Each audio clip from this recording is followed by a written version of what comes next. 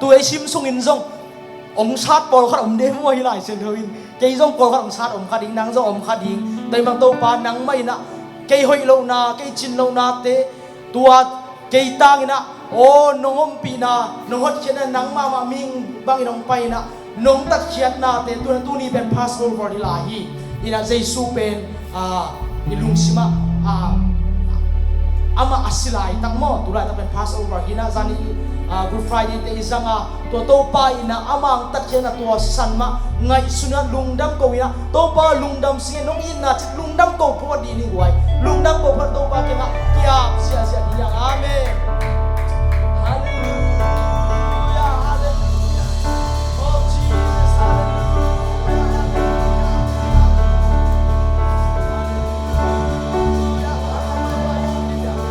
Jesus hallelujah to pa dong ina oh sisak oh nang mai na sa nong buwa oh demoni oh tat na happy na nong musaka tulina oh nong tatyan na sa nang ko te na to pa nang ma tu ki ko chain nang ma to pa khom ya hun na khom chain nang ma happy na te nong musa ma tu ukso na mi cham na khe nang ma ta in hallelujah hallelujah to pa oh ni sina to pa ko te na hibang pa ta man tulong gam tuni nang maum pinang musang ya tan chungen tau la ni de chang Isaac ding kamal te o solu sang na sol speed getting khai boy song ina o hun ping sang sang ding siapa sia thai soya amau te kam tung ton to pa nei te nang la ke hoping ya na dina amau te thung sa e le song to pa kya a iset ban te song ina hi na ke tu phan na biak piang na te to pa nop ta ngom ping nang na thung na to pong sia sia la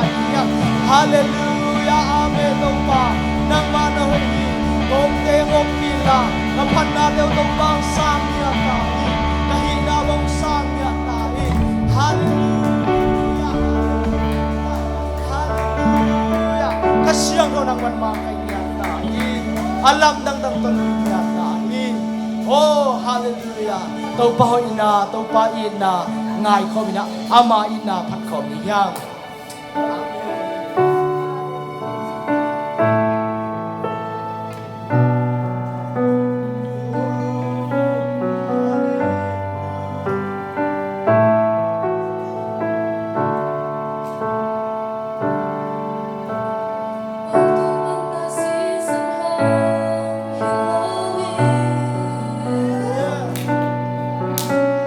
Giêsu in cầm bồ đà tê a hồng tan ta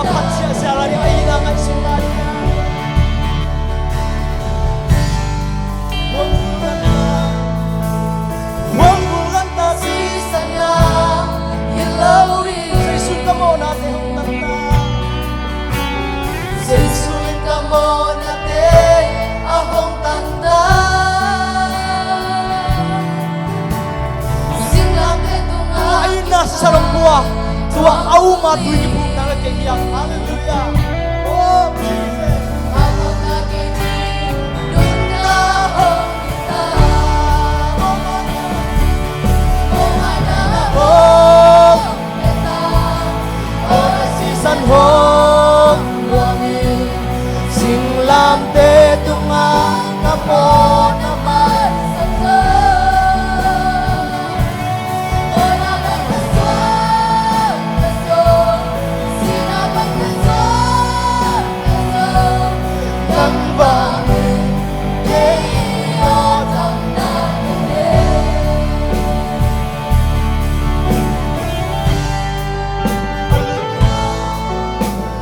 alitung alinduko kikusa ako na kesan mo Ako na kaya sa amay nalay sa kom na to bangtuang natin ay sumpong na diya. tuyo ng tangagin ko, katopan. Kay mo na mami Kung sa kanyang so, kung ako kita, masisano, langit, silang tinatang ako ng magsasal. Sunaban kaswan, kaswan, sinaban kaswan, kaswan, ng bangin, iyot ang nakinig.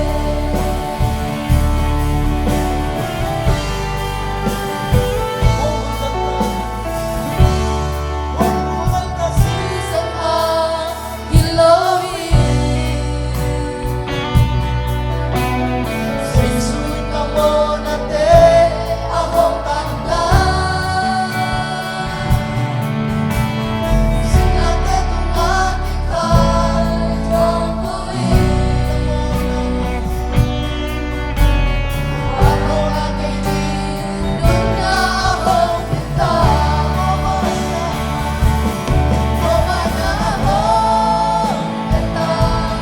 Oy, sinanong langit, sinate tumakapon ang magsasal.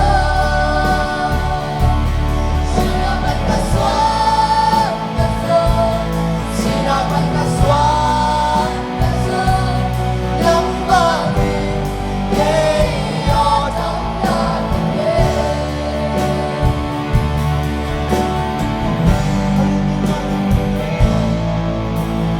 alitung alinduko kikusa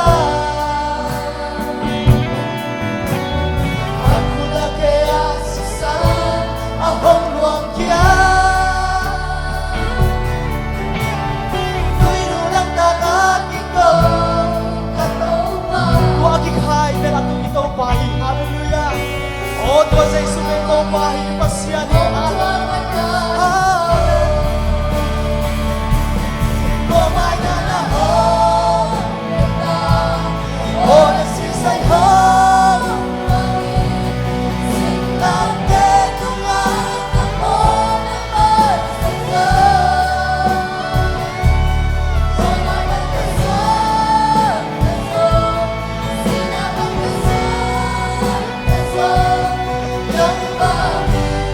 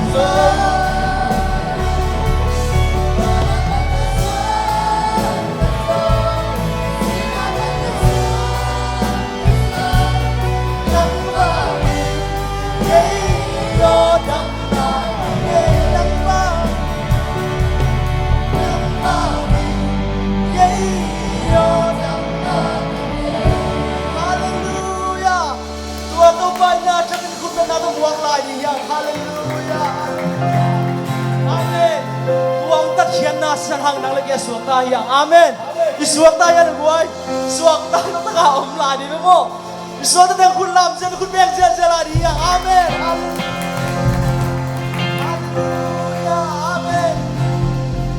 Kual zona la ken kasa suatang na dia kain luno kamwa na chi nga nange mihampa pen hitang aton tun tumin sa susisan hang mihaw sa hitang tuhahin kay hong swak sa hey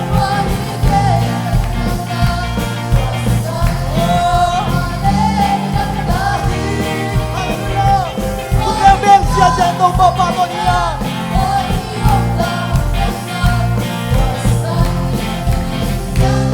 Bilangin sa tangkena.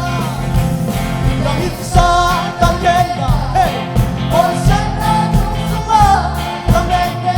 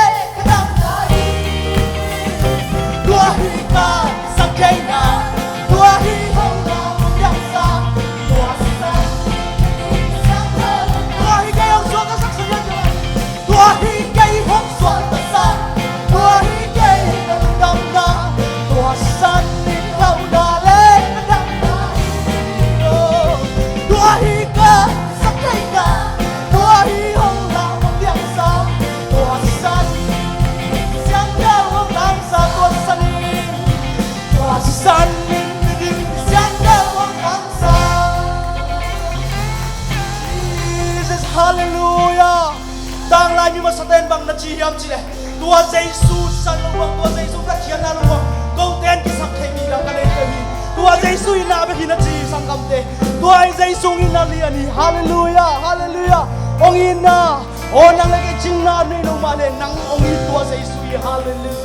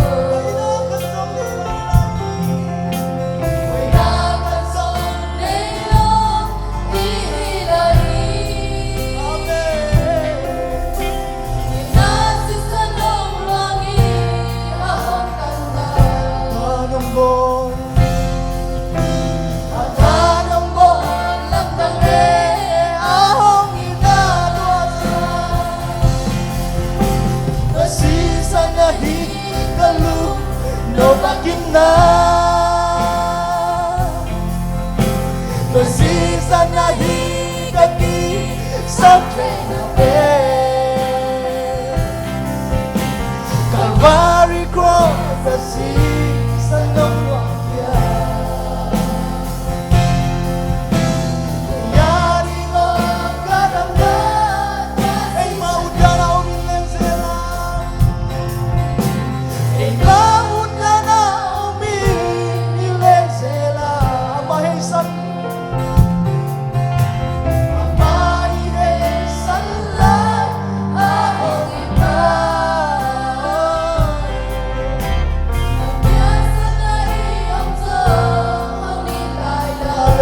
amayin na Simon Guerrero ng ito sa isa.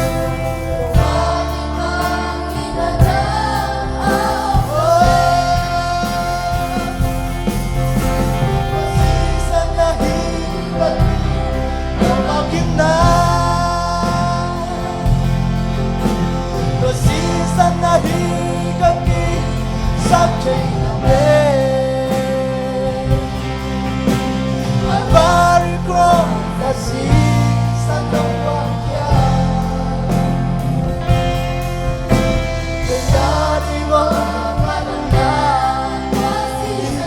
Panginoon, akong tuwanga. Hihintay, Panginoon. Nang naghihangin ang buhok ko sa isuy mo, naliyang mati at ang sana. Imo naliyang mati at ang sana. O gidayahin naluy ahong at doon tuwa sa Jesus, sumakit tuloy ko ba ang mga pinangat. Oh, nangyayari na. Onun na ko ang iye. Masisa na higat lumagim na. Masisa na higat sa Calvary. Calvary cross, the season of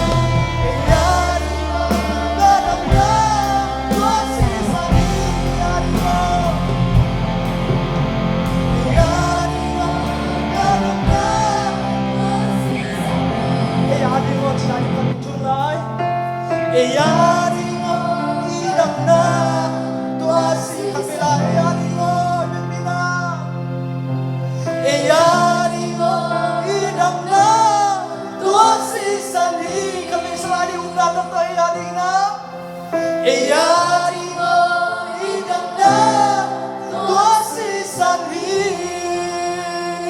nang lagay tukong tatua tua pasyan singlam de to kai pasyan asang te hiang nang lagay na ilua sumula tang tong pari mo na ke bok to kalpuri tunga sa isu kamo na ke bok takia saki kamo na tang asyong bua tua kaumi chia auma ama amin asang nang lagay ama amin da tuya ki pumsen ta te hiang haleluya haleluya dinai sang babungina bolso na la sa te hiang tua santan tunga kazau hi china zaisuin kalri tunga ana zosa launa deep kwana depression tuam lungkham na nat na singchiang ading bang piang ni lungkham na tuam in kwan sung mimal sunga ilungkham na thebo tua zaisun azosa hallelujah lung lao no lo di hiang kakun kun no lo di hiang imai lam ning lao lo di hiang nang le ke tua hong suak pen bang chita Emmanuel kici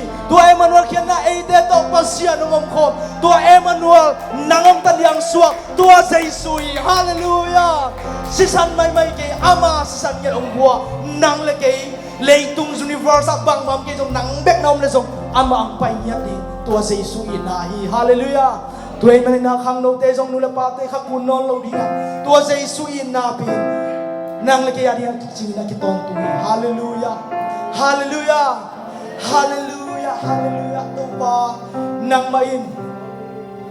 main na lungai thei nang main na nang manuaya nang ma sulezan na bantung mi da surfin na siang tho china na maya suleza pa toy nang ma to pa tu yang kong pa toy thei na nang main na nong tat khian na te ngai sun thei na una hun pa nong piang man kalungdam nya du hi nang man to pa phanabiak pe na te nong pia den chiang ka sa di pasien kamal te nang ma phanala te chipan na hila sabit kep nang man ho pina nong sok sang adi ulu ba kepo na zat ko musician so tungen kong kia po hi amen mo ben to pa